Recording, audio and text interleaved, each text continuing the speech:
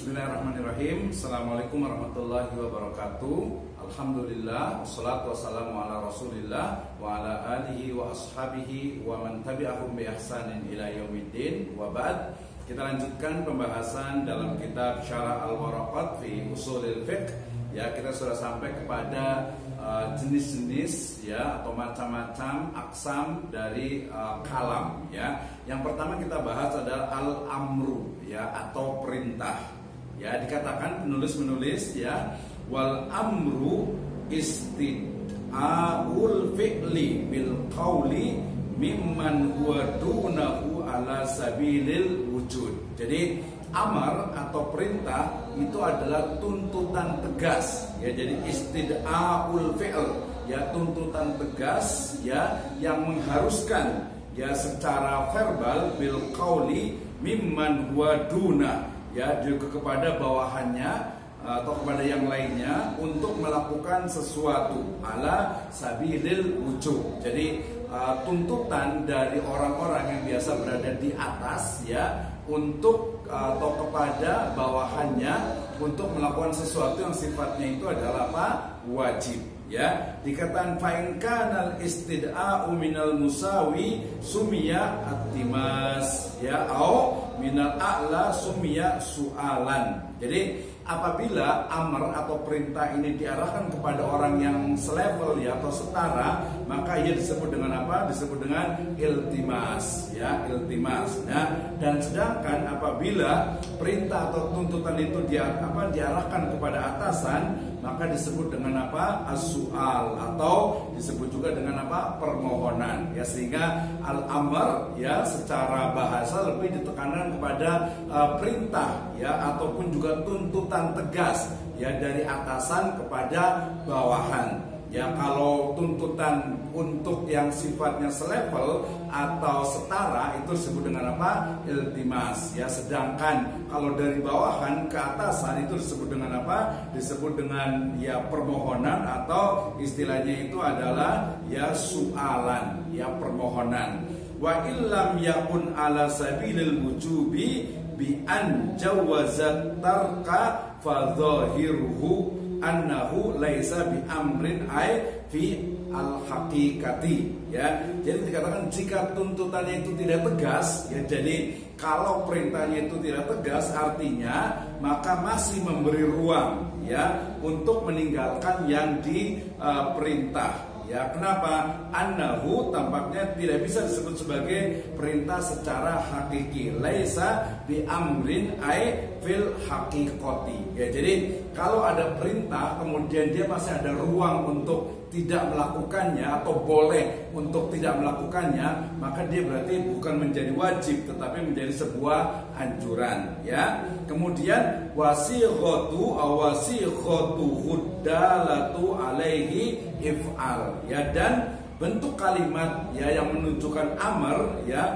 adalah if'al, artinya kerjakan ya, atau dikatakan juga idrib ya, atau pukul, daraba yadribu idrib ya, dikatakan idrib ya, atau juga akrim, muliakanlah atau hormatilah, atau dikatakan juga wasrob ya, minumlah. Nah, itu berarti menunjukkan apa? Kalimat yang tegas. Nanti dikatakan wa aqimus shalah misalnya gitu ya. Kemudian wahia indal itlaqi wa tajarrudi anil qarina. Jadi bentuk kalimat tersebut biasa dimaknai sebagai perintah wajib ya, ketika diucapkan secara bebas tanpa ada indikasi yang membelokkannya atau yang memalingkannya. Jadi kalau ucapannya itu jelas, tegas gitu ya, maka tidak ada hal yang memalingkannya kecuali nanti ada dalil lainnya ya yang memalingkan dari tuntutan yang harusnya untuk berbuat ya, untuk berbuat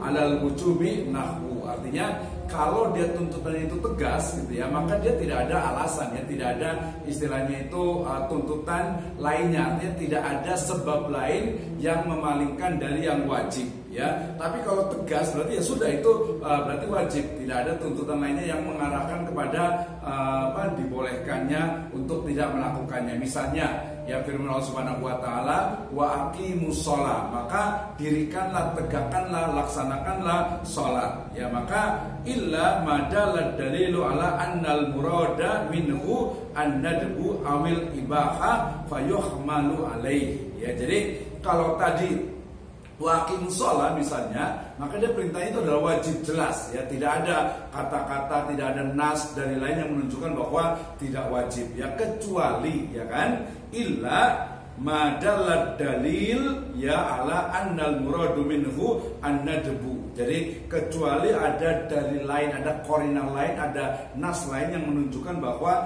yang dimaksud perintah itu adalah nadab, mandub atau sunnah ya, atau juga bisa juga ibaha atau opsional ya, awil ibaha. Nah, ini kalau ada dalil lain yang istilahnya itu mengecualikan atau mungkin mengkhususkan dari dalil yang tadinya itu wajib ya. Misalun nadab sebagai contoh misalnya yang dalam bentuk anjuran adalah firman Allah Subhanahu wa taala, a'udzubillahi minasyaitonirrajim, faqatibuhum in alimtum fihim khaira ya, hendaklah kamu sekalian membuat perjanjian dengan mereka, yaitu dengan hamba sahaya, jika kamu mengetahui ada kebaikan pada mereka ya. Maka di sini ada faqatibuhum ya, maka ya buatlah perjanjian. Di sini berarti nanti perintah sebenarnya perintahnya itu wajib ya, tapi kemudian ada teks berikutnya menunjukkan bahwa itu adalah mandub atau sunnah saja ya. Demikian juga kalau yang sifatnya istilahnya itu opsional atau ibaha, firman Allah Subhanahu wa taala ya, dikatakan bahwasanya wa idza halaltum fastadu ya, apabila kamu telah menyelesaikan ikhram maka bolehlah kamu berburu ya kan. Jadi hukum asalnya kan berikhram itu nggak boleh untuk berburu gitu kan ya, tapi ketika sudah selesai gitu ya, maka diperbolehkan untuk berburu. Nah, ini berarti menunjukkan waqad ajma'u ala adami wujubil kitabati wal istiyad ya. Jadi di sini menunjukkan ya telah terjadi ijma bahwasanya bolehnya ya untuk istilahnya itu meniadakan adanya perjanjian dan juga perburuan ketika memang sudah atau dianggap sudah selesai tadi ikhramnya, kemudian juga dianggap bahwa di sana fihim khair, jika ada kebaikan. Nah, di sini mengandung ada unsur adanya ruang untuk merubahnya gitu ya. Artinya ada perubahan hukum di situ. Kemudian wala yaqtadil taqrara ala sahih ya, menurut pendapat yang sahih suatu perintah tidak mengandung tuntutan untuk mengulang apa yang dilakukan ya. Jadi jelas sekali itu. Jadi dia itu tidak ada pengulangan dalam artian itu bahwa kalau sudah wajib ya sudah, berarti dia wajib tuh ya. Li anna ma qusida bihi min tahsilil ma'mur bihi yatahaqqaqu bil marrati al wahidati ya, sebab yang dimaksud oleh perintah gitu ya, terwujudnya suatu yang diperintahkan ya tercapai dengan dilakukan sekali saja. Maksudnya ya kalau perintah ya sudah, berarti waqimus shalah wa atuz zakah, itu kan jelas tuh perintahnya gitu ya. Sementara kemudian juga dikatakan wal aslu bara'atu dhimma mimma zada 'alaiha ya, sementara manusia pada dasarnya itu adalah terbebas dari beban kewajiban melaksanakan lebih dari satu kali. Maksud satu kali di sini adalah ya sudah wajib gitu ya, tidak ada alasan yang lainnya, maksudnya seperti itu ya. Kemudian yang berikutnya illa idza dallad dalilu ala qasdit taqrar ya, kecuali apabila ada dalil yang menghendaki pengulangan ya, maka diamalkan sesuai ya dengan dalil yang dimaksud. Maka fayuh malu bihi kal amri bis shalawatil khams wal amri bis shaumi ramadan ya. Jadi perintah tadi awalnya kan satu kali itu ya, tapi kemudian ketika memang ada perintah istilahnya itu anjuran untuk melakukannya secara terus menerus dalam waktu tertentu ya, misalnya dalam sholat wajib itu kan terus menerus tuh 5 waktu sehari gitu ya. Demikian juga saum Ramadan, bulan puasa di bulan Ramadan, maka setiap tahun dia kan saum atau puasa di bulan Ramadan ya. Wa muqabilu sahihu annahu yaqtadi taqrara fayastau'ibul ma'muru bil matlubi ma yumkinuhu minaz zamanil umri. Ya, jadi bagian-bagian oponen pendapat yang saya menyatakan bahwasannya, jadi pendapat lainnya yang menyatakan bahwa amar, ya kata amar, ya kalimat amar di situ ya mengandung perintah melakukan sesuatu yang diperintahkan secara berulang-ulang. Jadi ada dua pendapat ya. Yang pertama mengatakan bahwasanya dia satu kali kecuali ada tuntutan berikutnya. Yang kedua adalah bahwa pendapat yang sahih juga menyatakan bahwasanya ya berulang-ulang, artinya memang itu dilakukan dan dilakukan. Nah, maka di sini konsekuensinya adalah orang yang diperintah sebisa mungkin harus mengisi masa-masa hidupnya dengan melakukan sesuatu yang diperintahkannya, ya sebagaimana juga tidak ada penjelasan mengenai batas waktu penjelasannya atau pelaksanaannya. Jadi ya terus dilakukan selama tidak ada batas waktu pelaksanaannya, gitu kan ya. Misal kalau pelaksana misalnya thalabul ilmi ya minal mahdi ila lahdi, sampai lahdi aja berarti ada batasannya. Maka di sini dikatakan apa? Haitsu la bayana li amadil ma'muri bih, ya selama tidak ada penjelasan yang membatasi pada perintah itu, lintifai murajjihi ba'dihi ala ba'din, ya sampai ada hal ya tidak ada alasan untuk tidak untuk lebih mengutamakan saat tertentu atau saat yang lain untuk melaksanakan perintah. Jadi nanti suatu amalan ya kalau dia tidak ada kekhususan pada hari tertentu, pada waktu tertentu, ya maka ya umum pelaksanaannya gitu. Jadi tidak ada fadilah tertentu illa bidalil, kecuali ada dalil. Kemudian wala yaqtadil fauza au faura, maaf ya, wala yaftadil faura, ya amar tidak menghendaki harus lekas dilaksanakan sesuatu yang diperintahkan. Jadi amar itu sebenarnya wala yaqtadil faur, jadi tidak mesti harus langsung dilaksanakan. Li'annal gharada minhu ijadul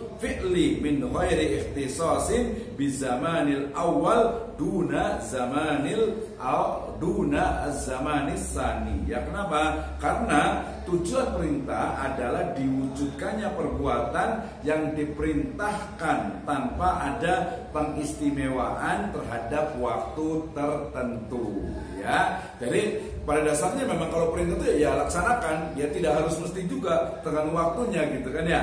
Nah, wakila yaqtadil faura wa ala dzalika bunya qaulu man qala yaqtadi at-tikrar. Jadi ada juga yang mengatakan bahwa perintah itu menghajatkan agar yang diperintah segera melakukan. Jadi lagi-lagi ada beberapa pendapat. Pendapat pertama tadi mengatakan ya tidak mesti harus dilakukan, tapi pendapat yang kedua ya harus dilakukan. Dan pendapat ini ya menjadi postulat atau pendapat yang menyatakan bahwa perintah mengharuskan berkali-kali pelaksanaannya yang diperintahkan. Nah, dari sini cukup jelas ya bahwasanya ada beberapa pendapat terkait dengan bagaimana perintah itu sendiri.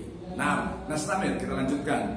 Wal amru bi ijadil fi'li amrun bihi wa bima la yatimul fi'lu illa bihi kal amri bis sholatil amrun bit taharati wal muadiyati ilaiha. Ya, perintah untuk mewujudkan suatu perbuatan juga perintah untuk mewujudkan hal lain yang tanpanya perbuatan tersebut tidak terwujud. Jadi ada perintah kemudian sesuatu yang nanti dalam kaidah dikatakan la yatim wajib illa bihi wa huwa al wajib. Ya, jadi maka perintah yang mewujudkan suatu perbuatan yang juga perintah untuk mewujudkan hal lainnya yang tanpanya perbuatan tersebut terwujud, seperti misalnya sholat sekaligus perintah untuk bersuci. Jadi kan wa aqimus sholat, laksanakanlah sholat, maka sholat itu nanti harus ada syaratnya, at-tahuru syatrul iman misalnya. Jadi wudhu itu adalah sebagian dari apa? Dari sholat. Maka kemudian ya, jadi perintah sholat itu sejatinya sekaligus perintah bersuci. Kenapa? Karena dia akan mengantarkan kepada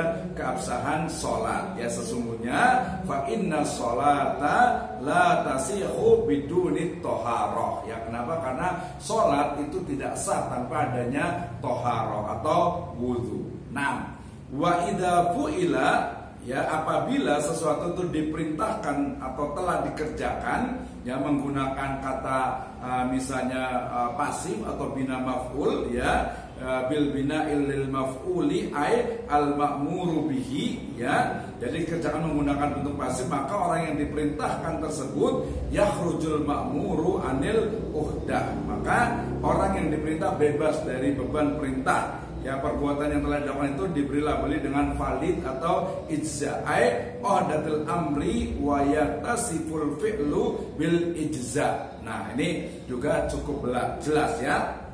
Kemudian alladzi yadkhulu fil amri wan nahyi wa ma la yadkhulu hadhihi tarjamah. Jadi dikatakan apabila suatu perintah atau setelahnya itu tentang siapa saja masuk dan tidak masuk dalam amar dan nahi. Jadi siapa sih sebenarnya masuk, atau perintah apa yang masuk dan tidak yang masuk? Yang masuk dalam perintah Allah, yang masuk yadkhulu fi khitabillahi ta'ala al-mu'minun. Ya, jadi yang masuk ke dalam atau menjadi objek mukhatab, ya, objek dari Allah Subhanahu wa taala itu adalah orang mukmin, orang yang beriman. Wa sayatil kalama fil kufar. Ya, jadi nanti akan dibahas pada pembahasan khusus terkait dengan orang-orang kufar, orang kafir, orang-orang non muslim. Jadi khatab, mukhatab atau perintah yang diperintahkan al-ma'mur, ya, yang diperintahkan itu adalah kaum mukminin. Nah, wasahi wasabiyu wal majnunu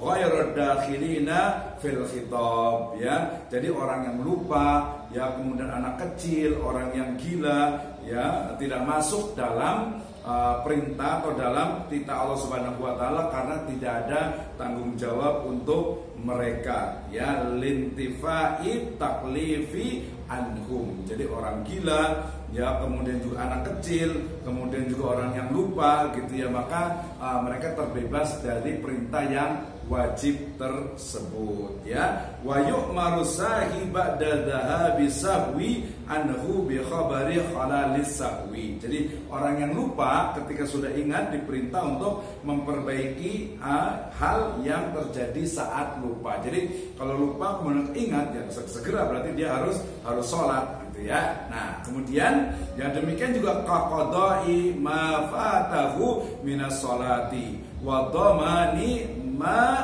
atlafahu minal mal, ya. Jadi seperti tadi orang itu lupa sholat, gitu ya, maka ketika dia ingat, ya, segera dia sholat, gitu ya. Nah, orang menyebutnya dengan istilah qada sholat. Demikian juga membayar ganti rugi barang atau harta yang ia rusak. Dia lupa nih, oh baru ingat, maka ketika ingat itu dia laksanakan. 6.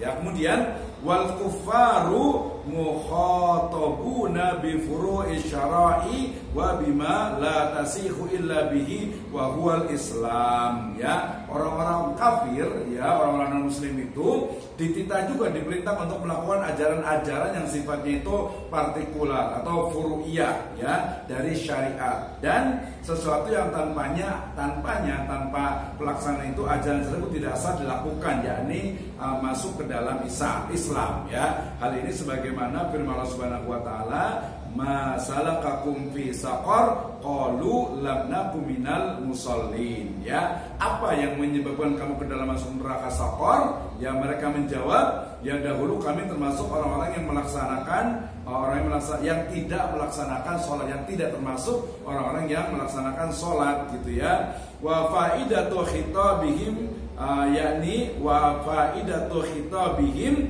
biha iqabuhum alaiha idla tasihu minhum halal kufri litawaqufiha ala niyati al-mutawaqqifati alal Islam. Jadi titah atau perintah kepada orang kafir dengan ajaran syariat Islam, faedahnya adalah untuk menghukum mereka karena meninggalkan syariat itu, ya, bukan bertujuan agar mereka melaksanakannya, ya. Sebab karena ajaran syariat tidak sah dilakukan selama mereka masih dalam keadaan kekufuran, dan ketidakabsahan ini, ya, karena ajaran-ajaran syariat itu membutuhkan niat yang bisa sah tanpa masuk Islam terlebih dahulu. Jadi jelas, ya, bahwasanya sholat itu kan harus ada niatnya, dan orang kafir kan dia niatnya itu bukan karena Allah Subhanahu wa taala, berarti kalaupun dia sholat maka dia tidak sah, ya. Wala yu'khaduna biha ba'dal Islam targhiban fihi, ya. Jadi setelah masuk Islam mereka tidak dituntut dengan syariat furu'iyah supaya mereka termotivasi untuk masuk ke dalam